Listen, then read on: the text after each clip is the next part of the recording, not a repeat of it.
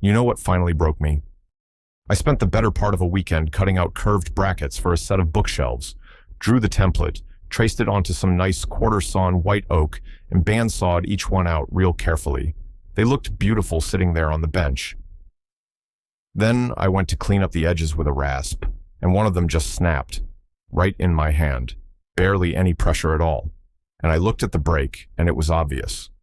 The grain ran straight through the curve, like highway lines, and right at the tightest part of that arc, the fibers were maybe a quarter-inch long.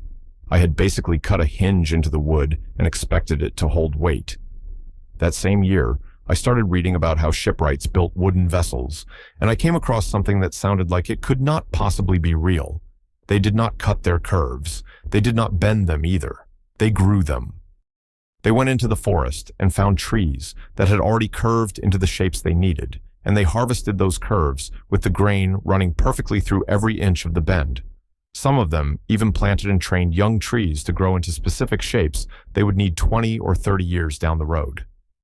Today, I'm going to walk you through exactly how they did this, why it works so much better than anything most of us do in the shop, and how you can start applying this thinking to your own projects without owning a shipyard. Plus, stick around to the end because I will show you a dead simple technique for reading grain direction through a curve that changed the way I evaluate every piece of crooked wood I come across. Let us get into it. What we are really talking about here is a completely different mental model for curved work. Not bending straight wood into shapes it does not want to hold. Not sawing curves out of boards and hoping the short grain holds together. This is about understanding that nature already produces curves, and the smartest woodworkers in history figured out how to harvest and use them. Once you see it, you cannot unsee it, and it applies just as well in a home shop today as it did in a naval dockyard 200 years ago. To understand where this approach comes from, you need to understand what a wooden ship actually is. A ship is not a flat structure. There is almost nothing straight on a vessel. The ribs curve, the stem curves, the stern curves. The knees that connect the deck, beams to the hull frames, are right-angle curves. The breast hooks at the bow are curves. Every single one of those parts has to be enormously strong because the ocean is constantly trying to pull the ship apart. Waves twist the hull. Cargo shifts. Rigging loads come from every angle you can imagine. A curved part with short grain in a ship is not just a weak bracket on a bookshelf. It is a catastrophic failure waiting to happen in the middle of the North Atlantic. So shipwrights, going back centuries in the English Royal Navy dockyards and the American federal shipyards that built our early frigates, they developed an entire system around finding and harvesting naturally curved wood. They employed men whose only job was to walk through forests, surveying standing timber, not looking for straight trunks, looking for bends. They called this compass timber, and it was so valuable that the United States Navy actually purchased entire groves of live oak along the coasts of Georgia and Florida just to secure a supply of naturally curved wood for warship construction. That is how critical this was. The USS Constitution, Old Ironsides herself, her frame was built almost entirely from live oak compass, timber harvested from the Sea Islands off the Georgia coast. Those naturally grown curved pieces are a big part of why she survived broadsides that would have shattered a vessel built with sawn or laminated curves. The wood did not just look like the right shape. The grain followed the shape, and that made all the difference in the world. And underneath all of it was a principle so simple it almost sounds too obvious to bother saying out loud. Wood is strongest when the grain runs continuously through the part. A curve where the fibers follow the bend is just as strong as a straight piece because the fibers are unbroken along their entire length. A curve where the fibers are severed across the bend is fragile, sometimes shockingly so. Everything the shipwrights did flowed from that single idea. Let me show you just how dramatic the difference really is, because I did not fully believe it myself until I tested it on my own bench. Take a piece of straight-grained white oak 3/4 of an inch thick, and bandsaw a gentle curve out of it.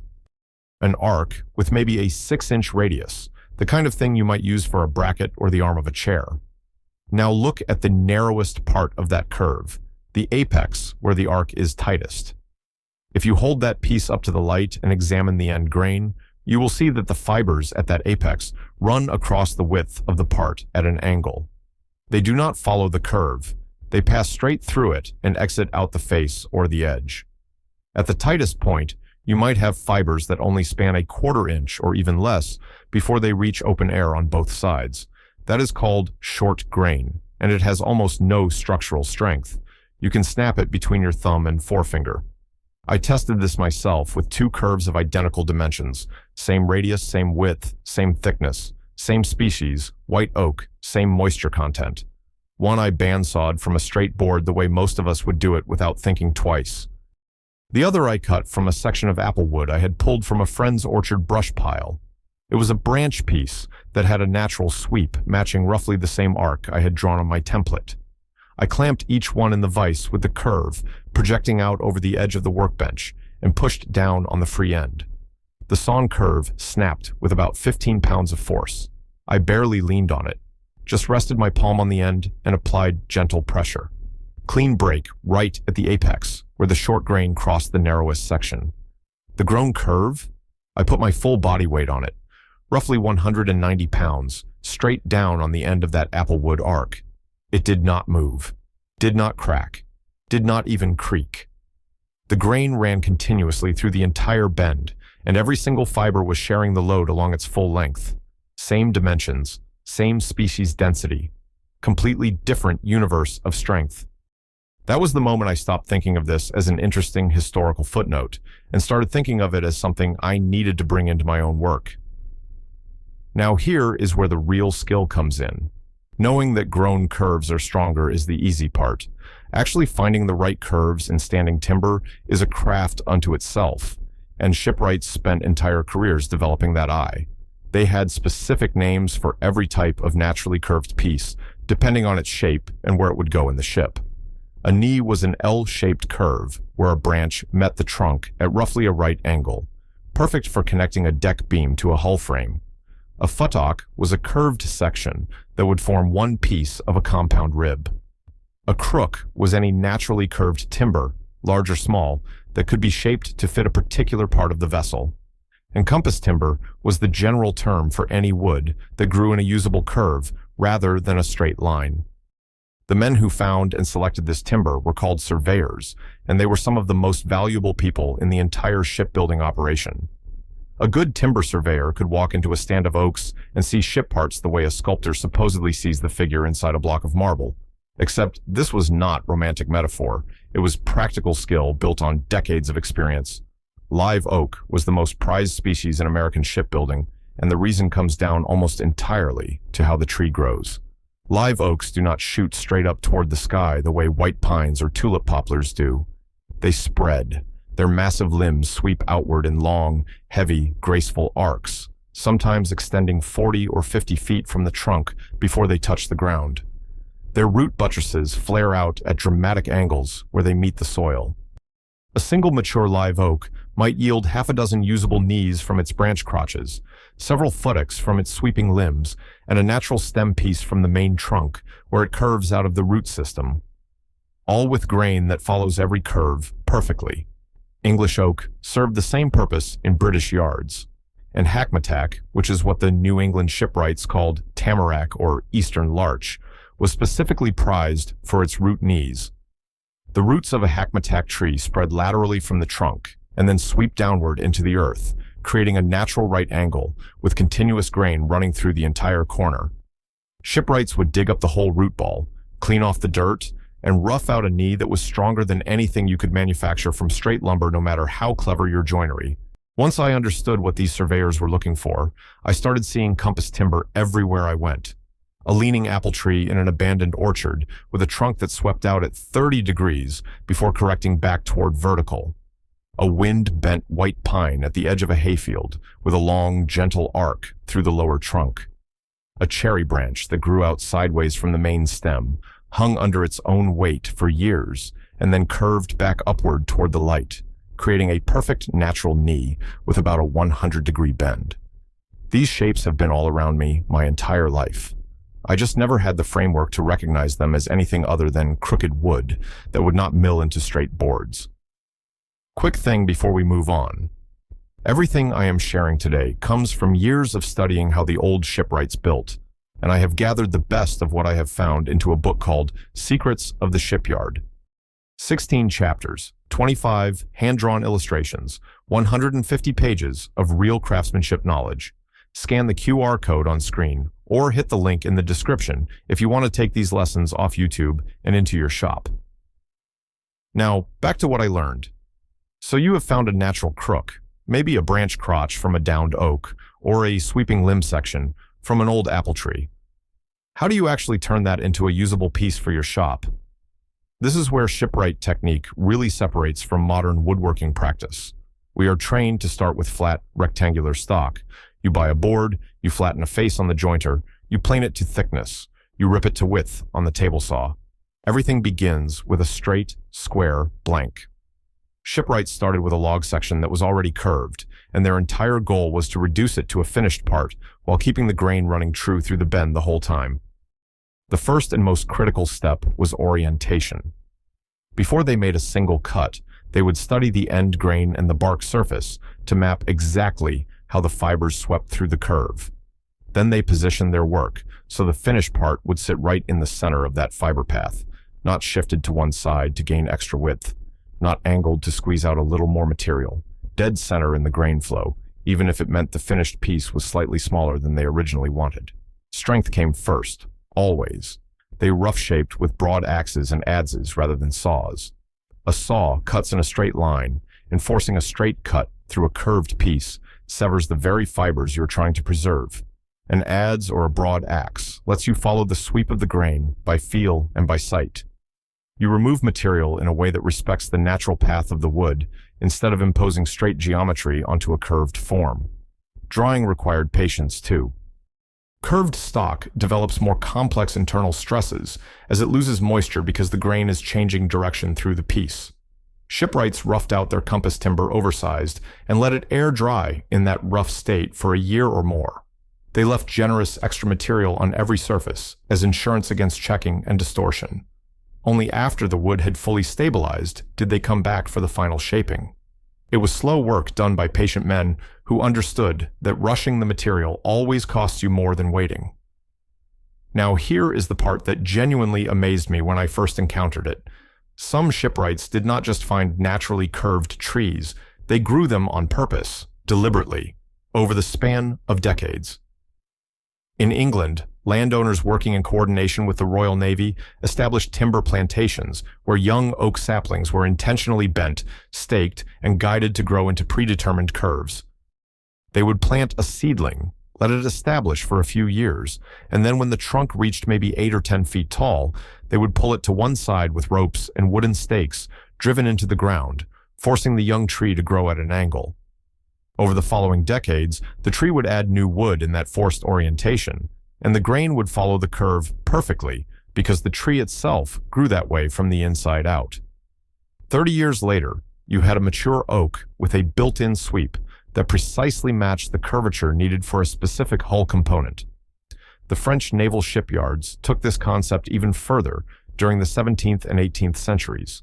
They planned entire timber plantations around the designs of specific warships. They knew exactly what curves a 74-gun ship of the line required, and they planted and trained trees to produce those exact shapes. You are putting a sapling in the ground today for a ship that your apprentice's apprentice will build a generation from now. That level of foresight is almost impossible to comprehend in a world where we order lumber online and expect delivery by Thursday. So, how does any of this apply to your shop today? You do not need a government timber contract or a 30-year growing plan. You just need to change what you see when you look at crooked wood. Next time a storm drops a limb with a good curve in your yard, set it aside instead of chipping it. When you pass a tree service crew removing an old apple tree or a damaged oak, pull over and ask for the crotch pieces. They will almost always let you take them because it saves hauling fees. Firewood piles are gold mines for this. The forked, twisted, impossible to split pieces that frustrate everyone with a log splitter are exactly the pieces you want. Old orchards being cleared offer some of the finest material I've ever worked with. Apple, pear, and cherry all grow in gorgeous sweeping forms, and they are dense, fine-grained hardwoods that finish beautifully. For projects, Think about any place you currently use a sawn bracket or a bent lamination, shelf brackets, corbels under a mantel, curved braces connecting a leg to a tabletop, small knees joining a horizontal rail to a vertical post. A naturally grown knee, cleaned up with a spoke shave and finished with a coat of oil, will be stronger and more striking than anything you could cut on a bandsaw from the finest, straight-grained lumber you own. Let me share some patterns I have noticed in my own work over the years, habits I followed for decades that the shipwright tradition turns completely upside down. The first pattern is reaching for the bandsaw every time you need a curve. Most of us grab a template, trace a line onto a straight board, and start cutting without a single thought about what the grain is doing through that arc. The shipwright asks a fundamentally different question before picking up any tool. Does this curve already exist somewhere in a piece of wood that grew this way naturally? The second pattern is relying on steam bending as the default alternative. Steam bending is a beautiful technique and I still use it, but bent wood remembers where it came from. It is always under internal tension, always pushing back toward straight. A grown curve carries zero internal stress. The wood is not fighting anything. It grew into that shape willingly. The third pattern is ignoring grain runout in curved parts. We glue up a curved blank, sand it smooth, apply a finish, and never once check whether the fibers actually followed the bend or crossed it. Short grain hides under a pretty surface right up until the day the piece snaps under load. The fourth pattern is the big one, treating crooked wood as waste. Our entire training tells us that straight means good and crooked means firewood. The shipwright saw it backwards. Straight timber was common. Any forest had plenty of it, but a naturally curved piece with the right radius and the right angle, that was rare. That was treasure.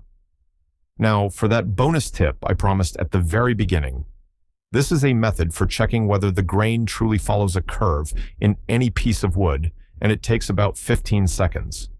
First, look at one of the end grain faces of your curved piece. Study the annual rings.